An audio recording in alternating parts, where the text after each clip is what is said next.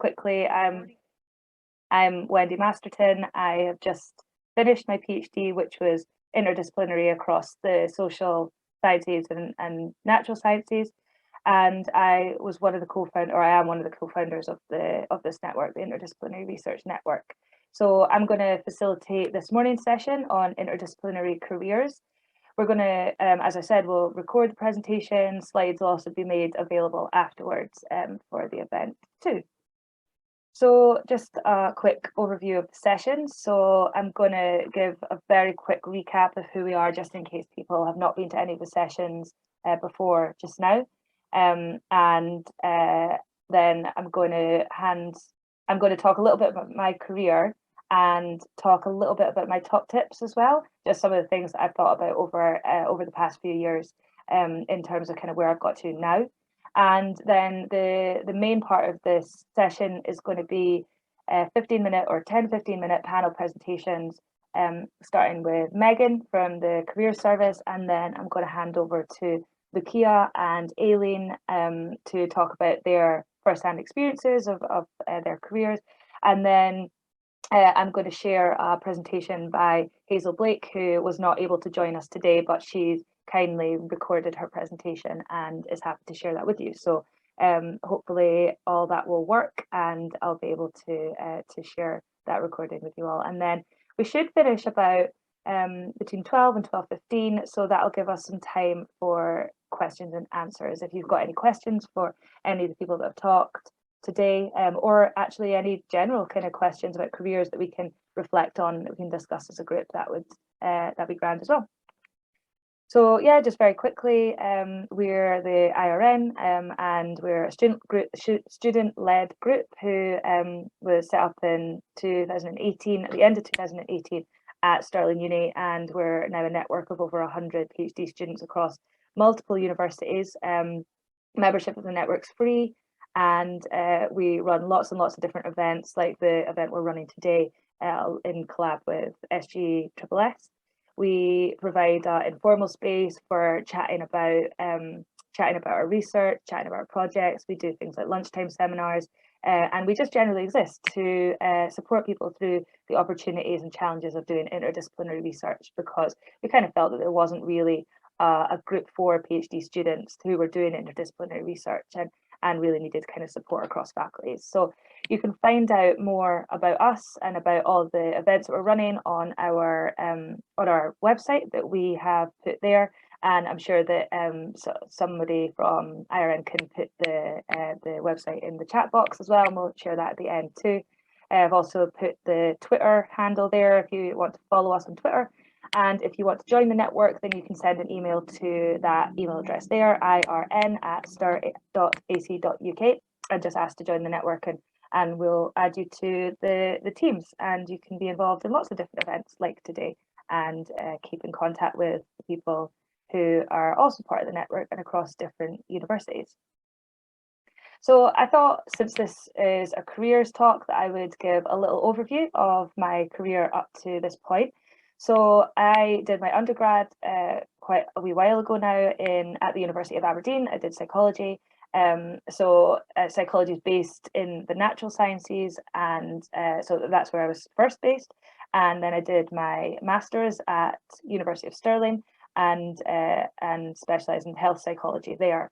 I then moved outside of academia and moved to working in an education and social work setting, and worked there for about 7 years. And before moving back to academia to do a PhD in the social sciences and natural sciences. So I was interdisciplinary funded by SGSSS. I was funded through the interdisciplinary steer, and that really required a huge amount of reading across both disciplines, because I hadn't been actually in the social sciences before, although I had an understanding of a lot of the things that were, and I had an interest in a lot of the topics in the research areas, but in terms of kind of theoretical approaches and things like that, it really required basically starting from scratch.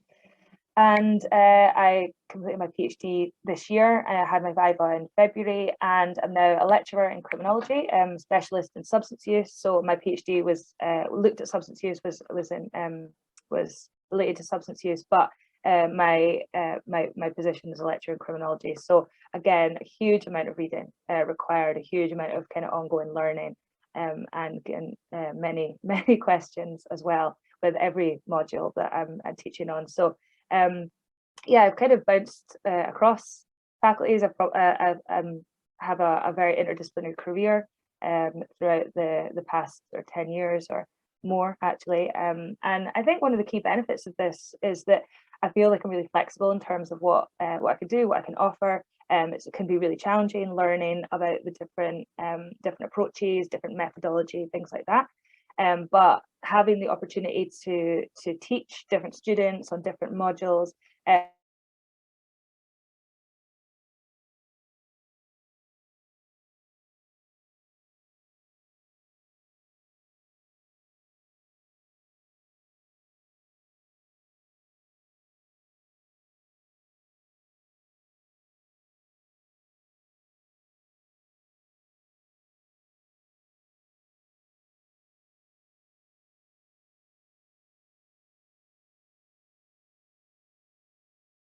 as I already said.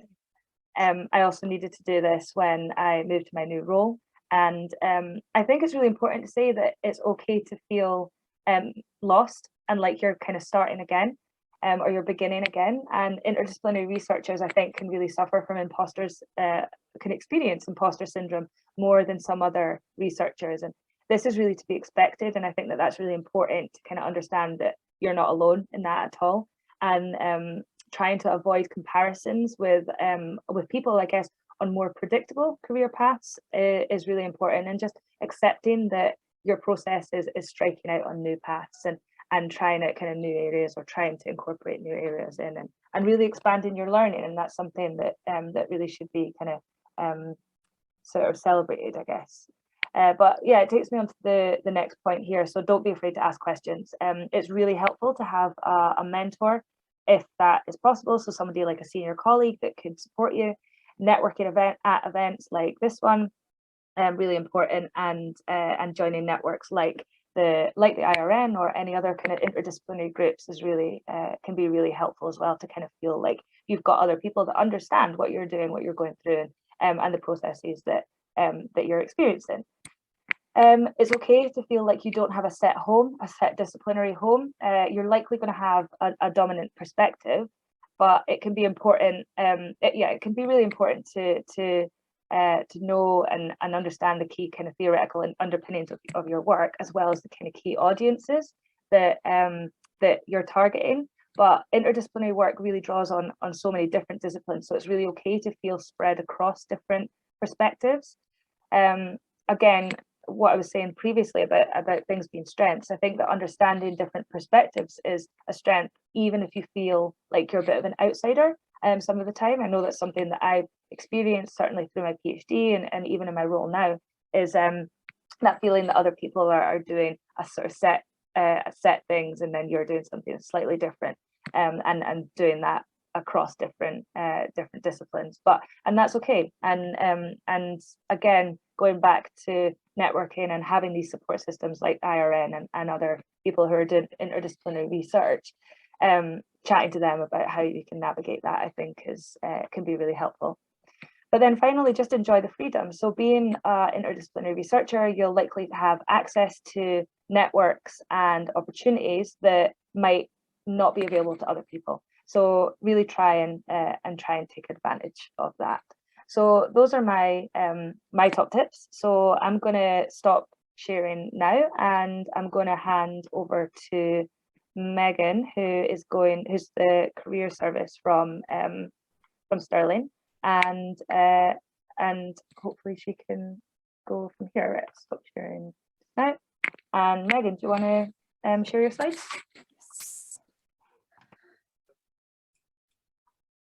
Okay, can everyone see that? Yeah, perfect. Yeah. Okay, right. So firstly, thanks, Wendy, for inviting me along. Hopefully what I've got to say is useful. I think probably reiterating quite a few of the things that you just mentioned just there, actually, and just thinking about how people can really articulate themselves and understand their strengths and skills as an interdisciplinary expert and professional, whether you're looking within academia or outside of academia. So really thinking about how you can like really sell yourself. So I've got a few slides which I'll run through, but I just wanted to say as well, feel free to ask any questions as I go through, and if you want me to give a bit more information, pop it in the chat or stick your hand up or whatever. So like I said, my name is Megan Davis. I'm Deputy Head of Careers and Employability at the University of Stirling. I don't know how many people are on the call that aren't Stirling students or graduates, so either current research students or postdocs. Most of what I say is applicable elsewhere as well. So I don't want to speak on behalf of my colleagues elsewhere, but it's the same kind of information.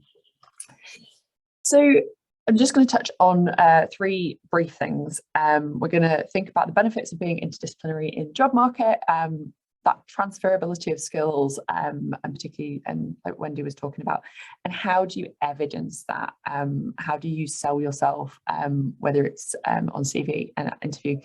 As I mentioned before, I've got a whole load of links as well, which I won't put up on screen, but they are in all the slides. So I'll send them over to Wendy, and she'll be able to distribute them afterwards, because there is loads of information and resources out there.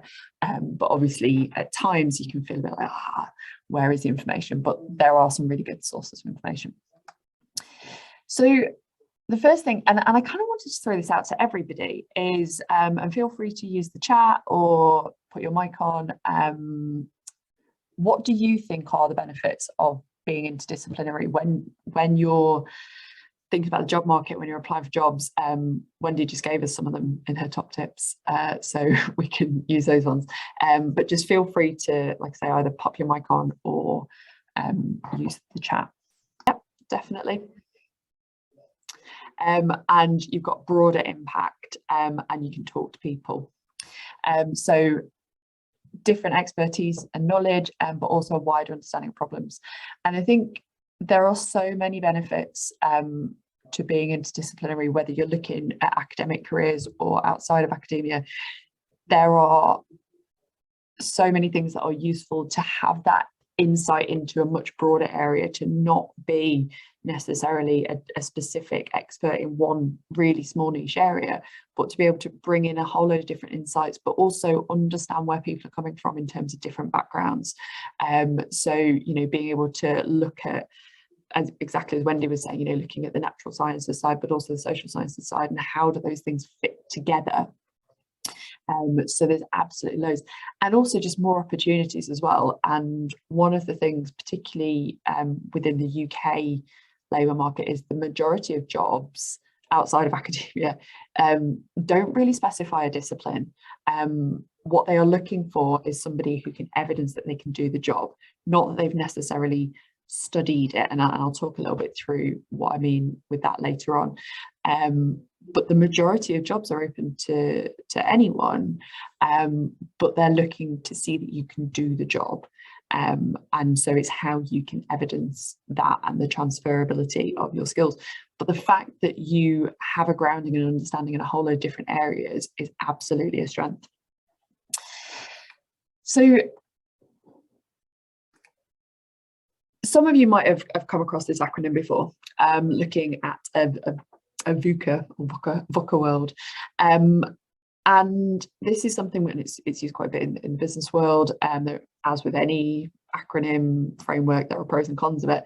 But I just wanted to bring it in here around a lot of what we do in careers is working with students, clients of all ages, to try and navigate a world that they're not familiar with, and a world that is volatile, that is uncertain, that is complex, and is ambiguous.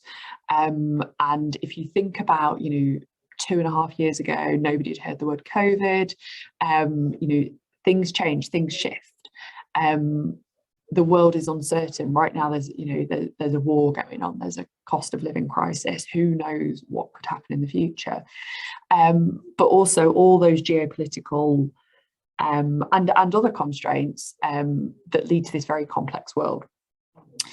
So what we try and do is very much encourage people to think, right, how can I be resilient? How can I demonstrate that I'm, the days of somebody going to university and studying accounting and being an accountant for the next 50 years, those days have gone, and people are going to move sectors, move careers, do different things. There'll be times when, you might be working freelance, you might be self-employed, you might be working as a consultant, you might have a portfolio career. But what you need is the ability to navigate that and the ability to transfer between different roles and not be necessarily wedded to a strict path. And I think that's where being interdisciplinary really comes into the fore, because it shows that you have the ability to navigate between different environments, and it's really one of your strengths. As I was preparing this, I was thinking, so one of my friends, she did an interdisciplinary doctorate, and now works in a different sector. She set up a data company, and has been able to really navigate that transition, because she's like, well, because I have expertise talking to a whole load of different people, she can now talk to completely different clients in a way that, had she done a single discipline, more traditional PhD, she wouldn't necessarily have that insight to be able to talk to clients from, the technical sector, the engineering sector, but also, again, similar to Wendy, she's got a psychology background. So having that expertise and that ability to talk to different people and be resilient, it does involve having a bit of confidence in yourself to be able to think about how you can do that. But I think it's one of the real benefits where you're interdisciplinary, in that resilience and that ability to transition between different environments is built in. So I'm not going to go lots and lots into careers theory, but I think this is a really nice example. And there's a link in there to a blog by one of my colleagues talking about her own experience during her PhD, and how the other things that she did during her PhD were the things that actually helped her later on. And going back to this idea of it's a ever-changing work environment, is the idea of planned happenstance. And coming along, the fact that you've all come along to this event today shows that you're thinking, actually, I'm not just going to sit back and let a job's not going to come and find me, but actually, what do I want to do? How do I take small steps to learn from each other? We talked earlier about networking. Absolutely, networking using social networks, so whether it's Twitter or whether it's LinkedIn, to look and see what other people are doing, and people learn from one another, but taking inspiration from what other people have done, so looking through their career path, and then from within that saying, right, how can I model that? If I can see somebody who's in a role that I want to do in 10 years time, what can I start doing now that would benefit me, rather than going, oh, actually, and so many people say, oh, I was quite lucky that I got this job, and it's like, well, no, you weren't, because you were in the right, yes, you're in the right place at the right time, but also you created that place, you went out and got the experience, you got involved in additional networks, you did voluntary stuff outside of your PhD, and so there's so much more than just your research that defines you. I would definitely recommend having a look at the blog that I've linked in there, but I really like planned happenstance, because it's more about thinking, where do I want to be, and how can I just make sure that I am in the right position and I've spoken to the right people, so that when that job comes along, it doesn't pass me by. I'm able to apply for it. Just thinking about skills and interdisciplinary skills, and there is quite a lot of information out there on it, so I'm going to refer to something, talk you through what I think is quite a useful resource, but absolutely you can go away and have a look at it in your own time. So some of you might have come across the Researcher Development Framework before. I think some of you, I recognise a couple of names. If anyone's been to my sessions, I've talked about it before.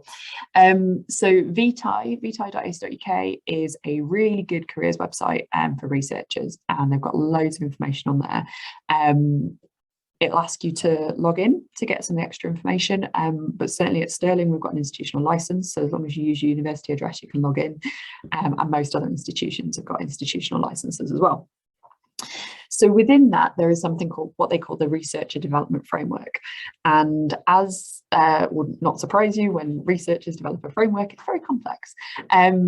But it's a big skills framework, and it's got a number of different domains and areas that are split into subdomains and specific skills and competency levels of those skills. So it's not about saying like you will be, top level at a specific skill, but actually where would you expect to be? And this can be really helpful for you thinking where you could be, but also what do you need to develop? So it's a really useful framework. Like I say, it is quite complex, but I would recommend having a look at it. And if you're thinking, well, what are my skills? Then this is a place to start. And lots of research and development programs are based on this framework as well. So in terms of picking out some of the employability skills, so there's loads of different skills on there. Like I said, there's 60 odd different skills, but picking out the things that are useful for employability and how you can evidence these. And if you're looking at any of these thinking, well, I don't think I can do that, then I would definitely encourage you to look at the RDF, but also really think about actually what you've done and how you would explain that to a lay person. And I think that's something that's really useful. Yeah, absolutely. Some applications do ask you to respond to the framework. So within knowledge and intellectual abilities, so you've got subject knowledge within there, you've got things like critical thinking, problem solving, but also innovation. So these are skills that you can pull out from your experience, and you can provide evidence for them. There's also a whole section on personal effectiveness, so that can be things like networking, absolutely coming along to events like this, but also perseverance, responsibility, time management. These are skills that you will need for a job in any sector that you can pull out. There's an area on research, governance and organisation. And so really thinking about project planning, financial management, budgets.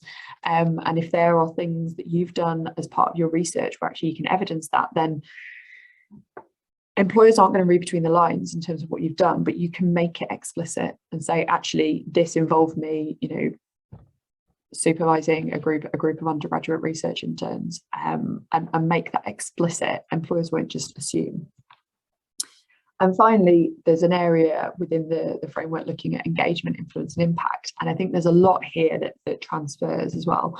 So looking at communication methods, but team working, and absolutely for interdisciplinary researchers, you're team working with sometimes some quite different cultures, and being able to navigate between that and have know what works in one area and doesn't in another.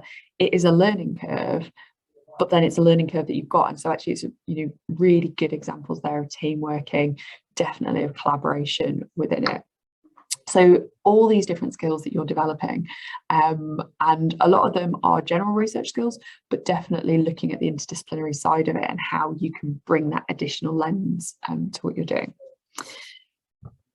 When it comes to skills, so one of the exercises that I quite like, and this is from a career coach called Jennifer Polk, who's on Twitter, so her Twitter handle's there, and her background is she did a PhD, and she has moved into a non-academic world. She's moved into career coaching, and she does a lot of work on supporting people transitioning out of their PhD, but particularly into kind of non-academic roles. She's based in, I think, Canada, but an awful lot of her stuff is relevant as well. So one of the exercises that she suggests doing, which I quite like, is think about all the skills that you have. And actually you've got this list here in terms of skills, but the skills that you have, I'm really thinking about individual tasks. So, budgeting, but also, using Excel and all those things. And then skills that you think that you should have, and think about what energizes you and what drains you. And so you have things that you are good at, but actually you don't really enjoy.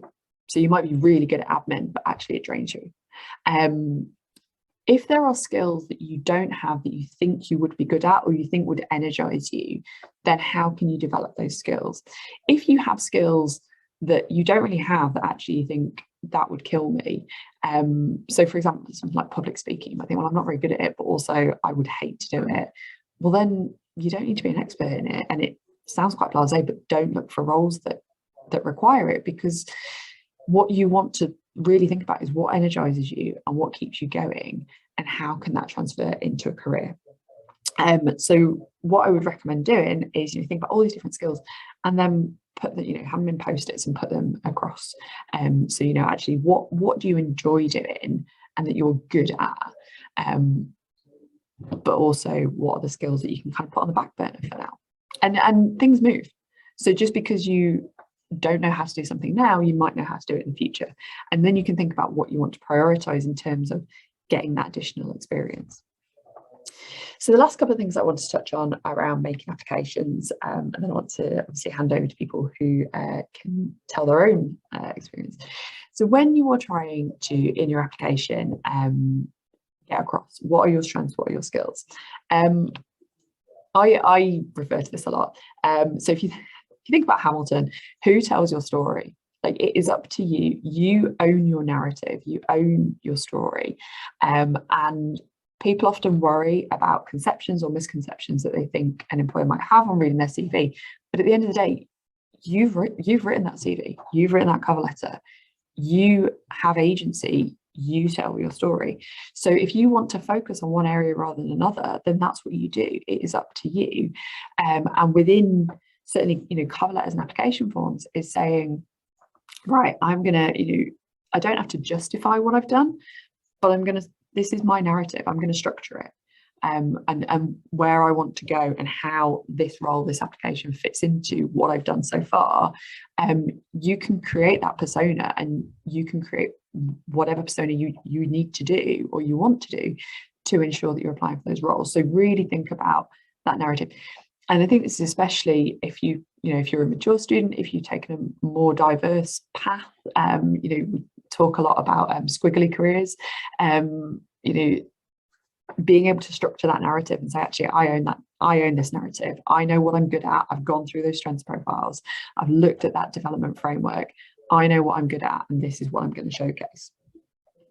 And I think within that, really thinking about what to highlight. And the reason that I put this picture up here is one of the metaphors that I often use is when you're looking at putting together a CV or an application, or preparing for interview, is you can't tell everybody everything, with the exception of academic CVs, which is super long.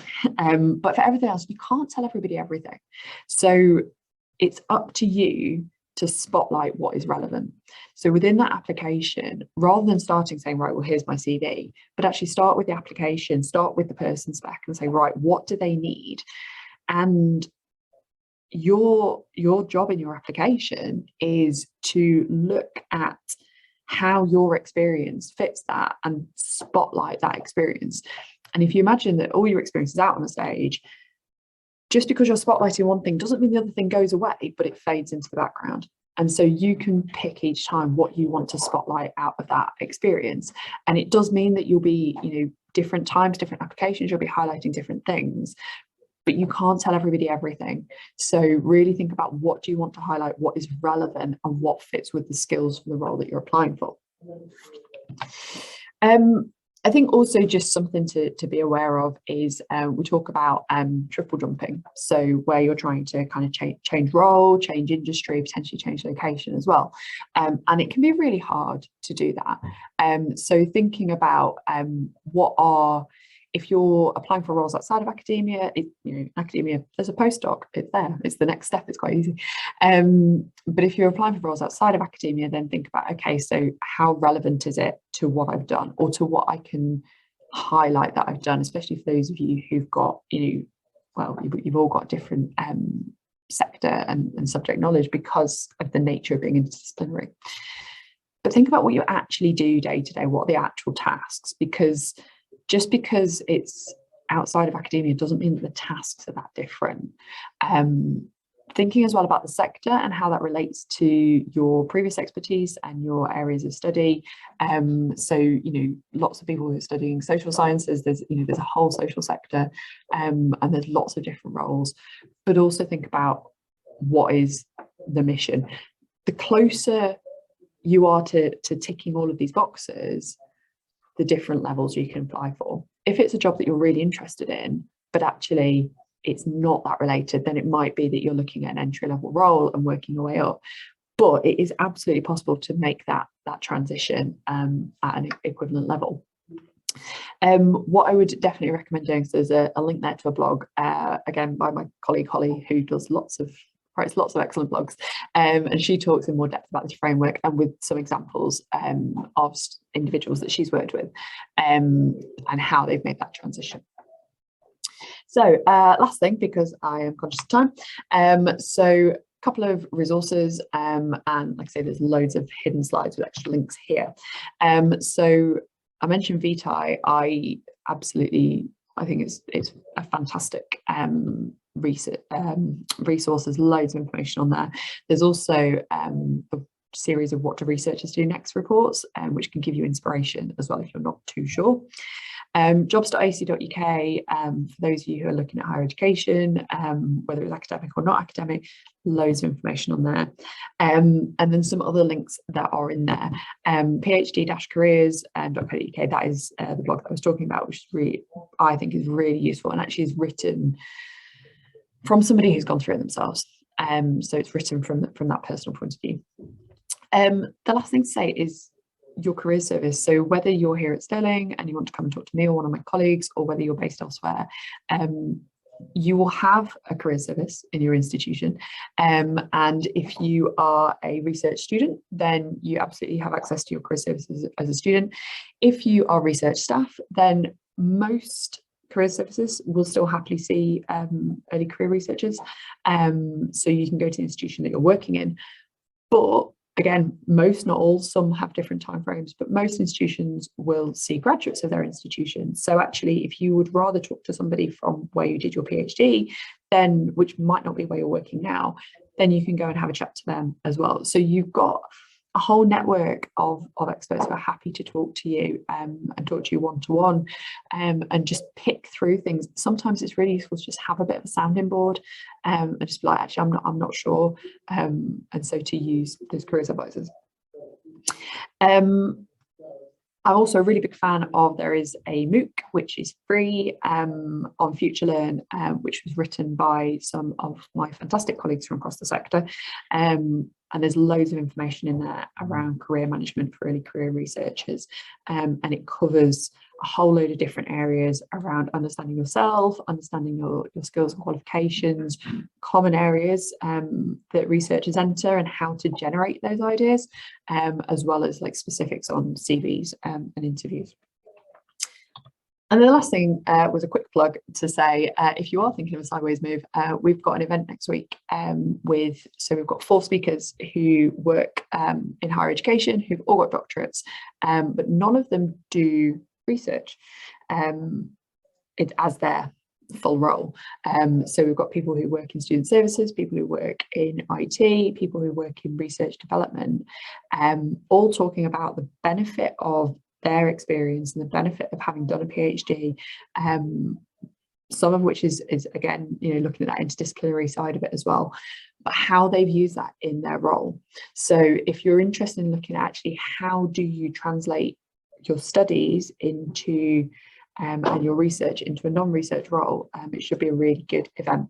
I will absolutely share these slides around afterwards, because like I say, I've got loads of hidden slides with extra stuff, and that is me. So I'm happy to hang around and answer any questions at the end. Great, thank you so much, Megan. It was so much information and really helpful. I hope everyone can gain some insight from the slides, and yes, if you can share those around, that'd be great, because I think some people want to sign up to the event. I'm going to hand over to Lucia now.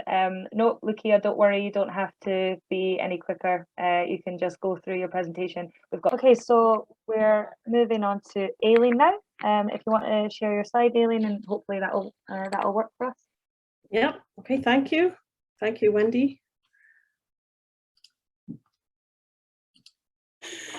Okay, thank you, Wendy, for inviting me here today, and thank you everybody for coming.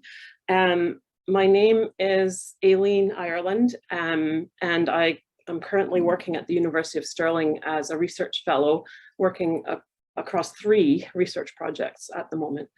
And I think I'm really encouraged that to hear from what the other speakers are saying about storytelling and about squiggly careers, because I'm just going to give you a little bit of a background about how I came to academia through academia. And the images here are of 2 very different squiggly Aileen's. So I'm going to tell you Aileen's story today. The picture on the left is of me when I worked for a teacher education program in the north of Canada. I'm Scottish, but I have a Canadian accent because I grew up in Canada. And the picture on the right is me during my PhD. So I'm going to talk a little bit about how I got from there to there. When I lived in the north of Canada, as I said, I worked for a teacher education program that was invested in teaching Inuit to gain their teaching qualifications and teach in schools in their own language. So the program was developed in their own language, and everything that we did there was promoting their own language and culture in schools. I worked there because it was an academic department. It was linked to McGill University in Quebec. I supported academia through working in admin for many, many years. When I came back to Scotland, my parents retired and I came with them. I started working at the University of Stirling, again in admin. And you might not believe this, but I started as the only job I could get at the time with my qualifications was as a transcription typist, transcribing research interviews of people working in cancer care research and in the nursing profession. It quickly became clear to everyone at the center that I had a lot more to offer. So I developed my skills and I moved up through the ladder to work as a research assistant for that department. And at the same time, I realized that if I wanted to advance from being a typist to develop my skills, I also needed to have some sort of qualifications. And education and teaching was one of my passions. It was always me who trained the new employee, and always me who anything that anybody had to learn in the office environment, it was me who looked to it. I also taught swimming lessons and many, many other things, and teaching is a passion of mine. So I decided that I wanted to situate my career in education. However, I didn't have the qualifications to enter the teacher training program at Stirling. So I decided to do something that I enjoyed just as much, which is reading and storytelling. So I did my undergraduate in English literature. I did this part-time while I was working for the research center, and I enjoyed being in academia as a student so much that I just kept going. I did my master's part-time, and then I had this hugely lucky opportunity to do my PhD, and there I am in the picture on the right, performing my PhD. And I think at the time Wendy and Zoe were office mates of mine in that room. And I just like to say that the transition from working in academia in professional services, as it is called now, into moving into the academic side has allowed me to sort of combine my passions for teaching and for storytelling together. I'd just like to reiterate what Megan said about finding joy in what you do. And also what Wendy was saying about taking opportunities to engage with a wider audience, to find those opportunities to perform and experience that joy that you feel. And interdisciplinary activities have really allowed me to do that. Of course, this journey hasn't been without its challenges. And just as Lucia said, working as a mature student, part-time education or part-time study, and not being able to make as much money as you normally would, there's financial challenges. There's the challenge of looking after others, whether that's parents, aging parents, or children, families, pets. It's not without its challenges, but I think that finding opportunities to be able to engage in interdisciplinary activities really allows you to expand that joy that your interests bring. So part of my top tips include finding opportunities to present. I can't stress this enough. Any time that you have an opportunity to tell your story, as the presenters on the panel have been doing here, will always bring something to you and provide some joy to others. So take every opportunity to present and write to bring the disciplines together. Even if you see a speaker coming to speak to the post graduates, if you think, well, I'm not really interested in that, that doesn't really appeal to me, it's not related to my discipline, just go and listen and hear what they have to say. And every time I've done that, I've got something out of meeting and talking with other people. And in addition, writing about what you do.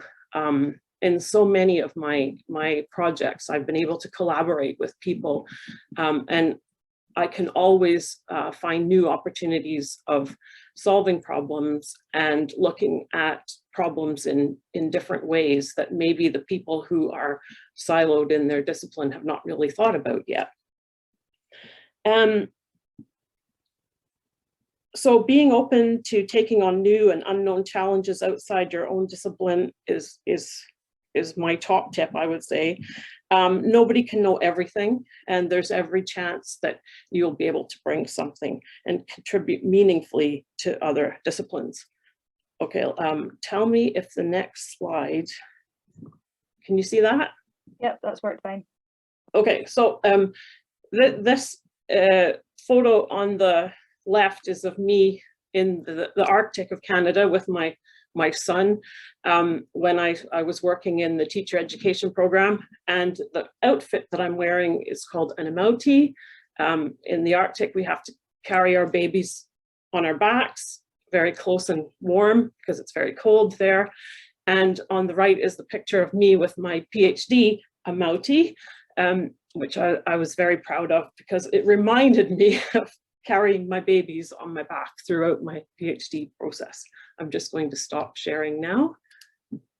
So, yes, so that is Aileen's squiggly career story and my reinvention. And again, I just want to reiterate what everyone says is that has been saying so far, is that everybody has a story, and taking every opportunity to tell your story and to engage with others, it can only be a good way of producing knowledge, and making the world a better place. Thank you. Thanks so much, Aileen. Again, love the photos as well. I think Liz just said that in the chat. Yes, nice visuals to tell the story as well. So thank you for sharing your experiences. So we've got one final presentation from Hazel Blake, who, like I said, isn't able to join us today because she's having to work. She has just completed a PhD as well, so her presentation is on the move from academia to industry. So I'm going to attempt to share this. We had a little bit of problems earlier with the sound, so hopefully it will work. And here we go.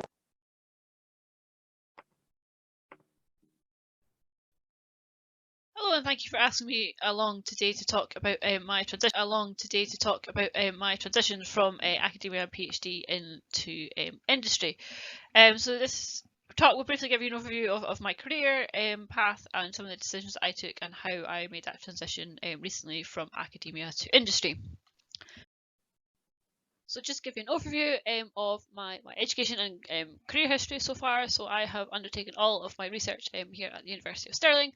I started with a bachelor's in environmental science in 2010, and then I was fortunate enough to receive a master's in 2014 to carry out research on the newly developed environment, heritage and policy degree, both of which I was looking at whisky production and the environmental legacy that it left behind in the 18th century. I then, at the end of my master's, decided that academia probably wasn't the industry for me. I didn't really want to be in it any longer. So I got a 3-month job at Sainsbury's and decided that finding a different job, a different sector to work in, was where I was going to go. Those 3 months turned into 3 years with countless job applications and job rejections. So then in 2018, when a PhD came up here again at Stirling, I decided to grab it with both hands, and that was what I wanted to do. And then in October 2021, I was coming to the end of my funding period and needed a job to pay my bills. So I applied to become a geophysical survey officer at Historic Environment Scotland and was fortunate enough to get that position. And then underpinning all of this, I have been volunteering at Riding for the Disabled since 2008 and has kind of been a constant in my life since then. So over the next couple of slides, I will kind of introduce to you my volunteering and what that's brought me, as well as some background to my PhD and the transition out of academia.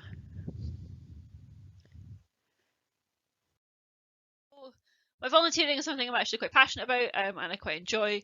It's something that's very different from my day-to-day job or from my PhD. It's something I really enjoy doing. I've continued with it and I've grown through the Riding for the Disabled pathway, and I'm now a coach and chair of a group at Forth Valley. I really enjoy this. It's actually given me an outlet and a de-stress from my working life. It's something different to do each week, and it's actually given me a lot of skills I didn't think I would ever possess from undertaking it. So my PhD is in microhydrology of cultural landscapes. This is looking at how water flows around upstanding archaeology and how the upstanding archaeology influences water pathways across a landscape. This is a really practical application for conservation in the future, especially in the light of climate change and changing rainfall regimes. It's being used to look at where we could get more waterlogging on sites or where there could be areas of drought, and thus affecting buried archaeology, as well as footpaths and access and maintenance to the site. So despite it being research based, it actually has quite a practical application for it, and I have really enjoyed my PhD research side of it from that. So how did I make the transition from microhydrology to geophysics? So my day-to-day job is going out into the field using this kind of cart that you see with me on the right hand side, and surveying different fields to see what archaeology is below the surface. So the only common thing between the two of them is buried archaeology, and I'm not going to lie, geophysics is a very new field to me. It's not something I ever thought I would be doing, and it's not something I thought I would transition into post PhD. I actually really enjoy my job. I really like it. It's a really nice place to work and to be. And I couldn't recommend it more. But how did I make this transition out? What did I do to move from academia to industry, and how did I find that? So one of the first things that happened in my third year of university was we received a talk by Student Services in Biological and Environmental Sciences about careers, career paths and career choices that we had at that point. So from the talk, which was amazing and really helpful talk, was that one, your career path is never straightforward. It's always developing and building and learning. And two was that when you want to start looking for a job, have quite a defined idea of what sector or where you want to work and target your job hunt and your job applications in quite a focused manner.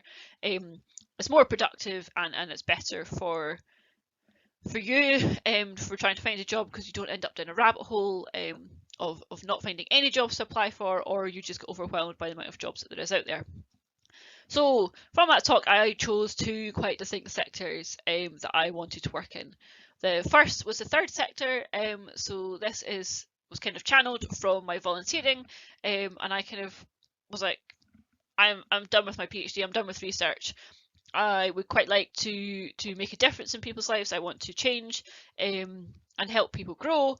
So this is kind of where I looked at for one avenue of job applications.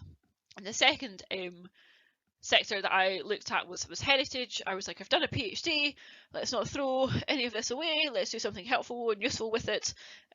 Let's look at the heritage sector, let's look at heritage management and what we can do, what I could do in this sector. So for both of them, actually, the skills I had outside of academia and inside of it merged really well and actually complemented each other incredibly well. So for my third sector work, I had my knowledge from volunteering, and that kind of couldn't be gained through my PhD. However, the soft skills I had from volunteering was actually developed by my PhD and enhanced by undertaking it.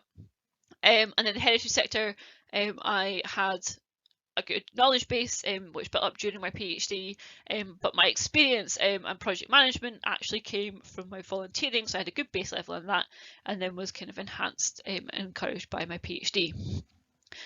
So after I decided on these two kind of distinct areas where I was going to work,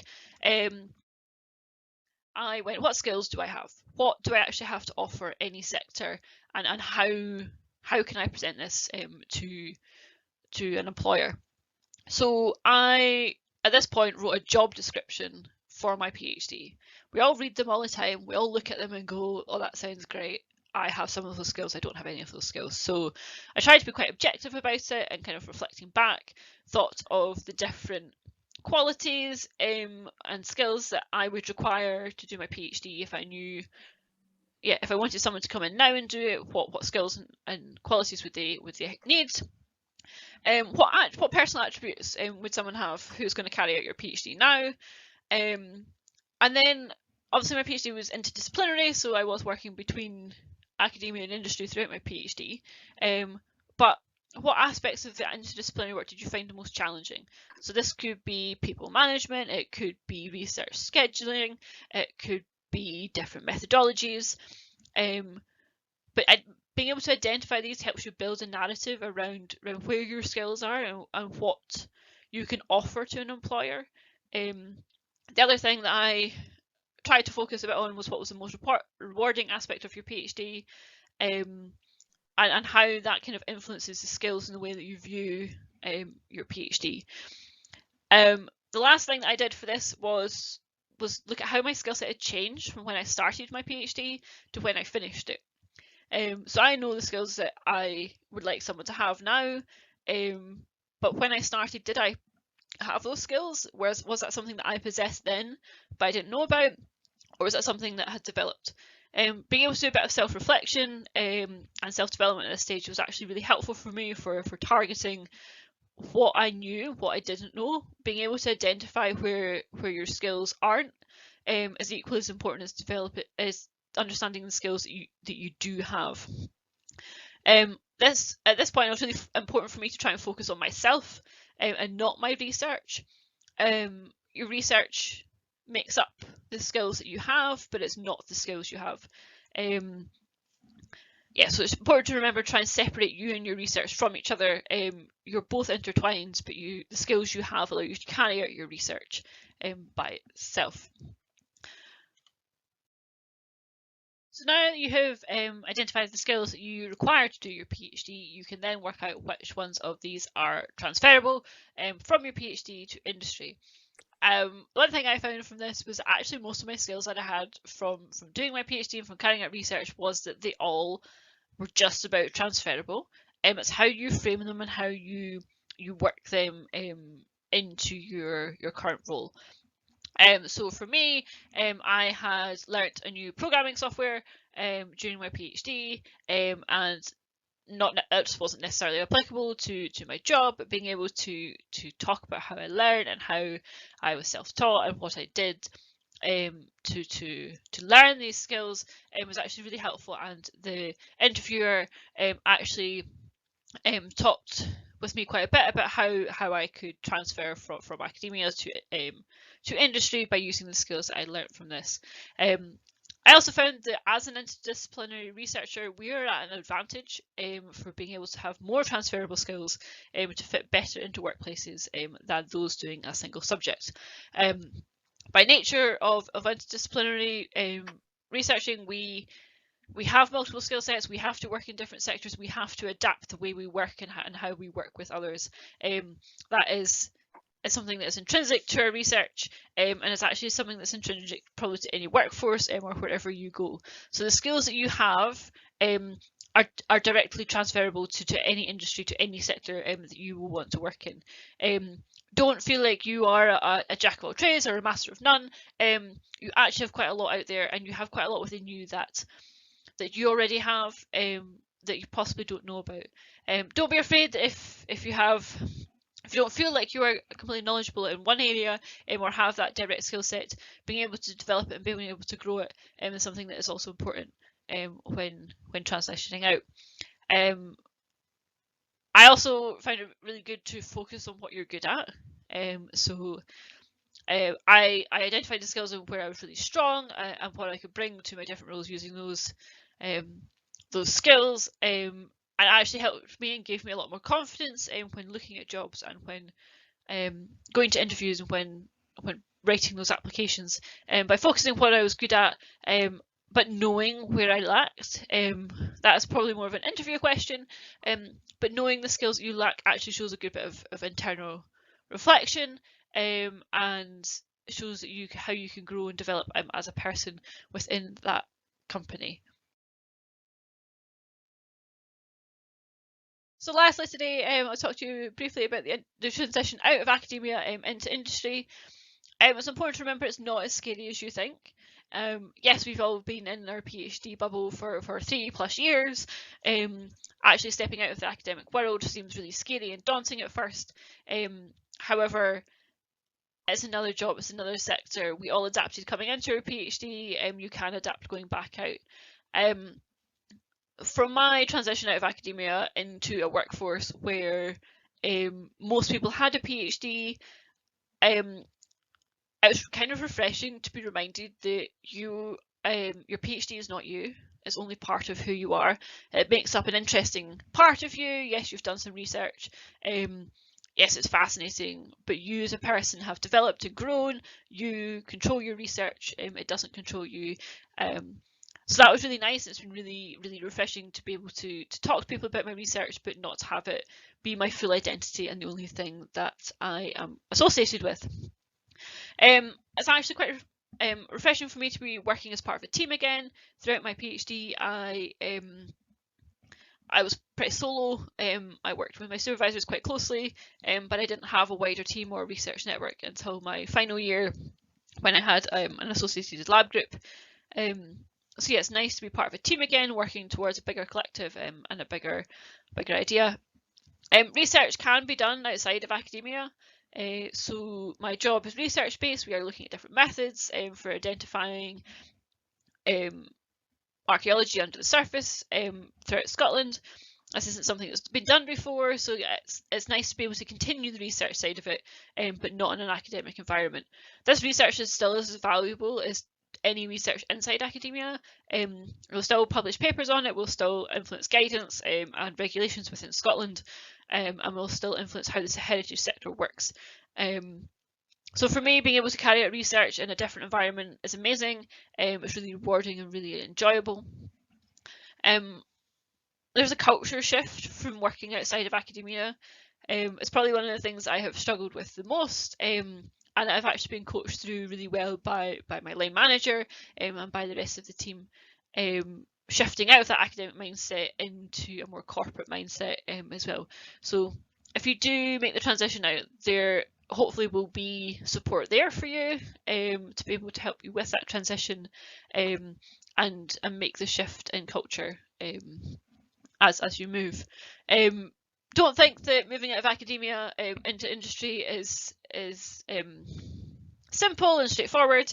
The pressure you receive from your job still exists, just in a different format. You still work towards targets, you still work towards deadlines, you can still publish papers or produce reports, but the pressure shifts, and the expectations for what you are to do is slightly different than that of academia.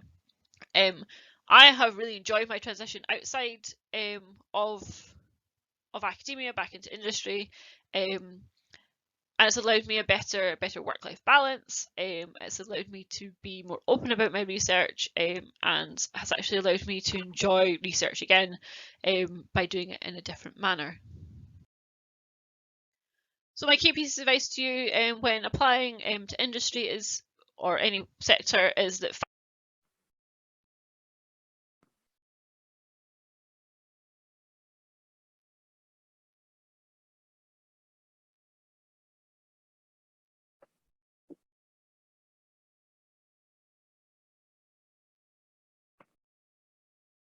Sorry, I'm not sure what happened there. I'll try and get back to that screen.